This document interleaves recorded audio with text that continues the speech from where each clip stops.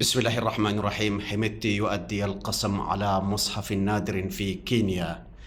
أدى الفريق أول محمد حمدان دقلو حميدتي اليمين الدستورية رئيسا للمجلس الرئاسي للحكومة الموازية أمام رمضان إبراهيم شمايلة الذي وصفه تحالف تأسيس بأنه رئيس القضاء، وذلك في دولة كينيا بعد هجوم بطائرات مسيرة على فندق المعلم ومركز ياشفين في مدينة نيالا.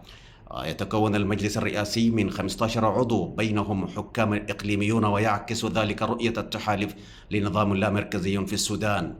ويستند في تنصيب رئيس المجلس إلى الدستور الانتقالي لجمهورية السودان لعام 2025 الذي يلغى الوثيقة الدستورية لعام 2019 إلى جانب جميع القوانين والقرارات والمراسم السابقة.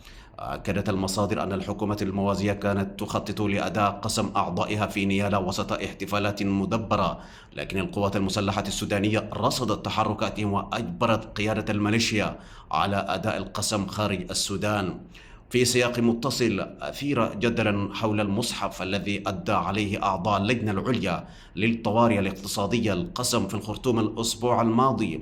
والمصحف مكتوب بخط اليد على جلد الغزال، ويعود تاريخه لما قبل اكتشاف الورق، ويورث من شيخ حافظ إلى آخر، ويستخدم لأداء القسم في العهود. ويقال إن من يكذب عليه يصاب بالجنون أو الشلل أو الموت. وأفادت المصادر أن المصحف الأثري يملكه رئيس اللجنة الفريق أول محمد حمدان حميدتي، وهو مكتوب بخط اليد من قبل أحد مشايخ دارفور.